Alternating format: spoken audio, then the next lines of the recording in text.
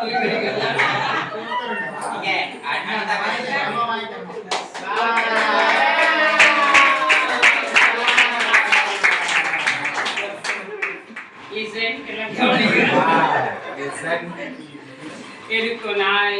என்னன்னாக்கா ஸ்டார்டிங்ல எனக்கு வந்து டைலரிங் தெரியும், ஆனால் ரொம்ப தெரியாது.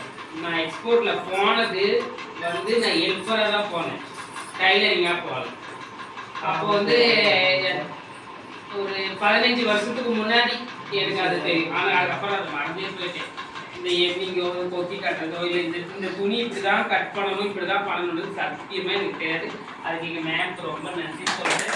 உண்மையே சொல்கிறேன், அந்த ஒரு ப்ளவுஸ் நான் கற்றுக்கிறதுனால அந்த ப்ளவுஸோட மெத்தடை வச்சு இப்போ நான் ஃப்ராக் தைச்சிருக்கிறேன். அடுத்தடுத்து நான் என்ன பண்ணணுமோ என்னால் கண்டிப்பாக என்னால் எந்த துணியும் தைக்க முடியாது, என்னால் சொல்லவே மாட்டேன். ஏன்னா எல்லாத்தையும் நான் தைப்பேன்.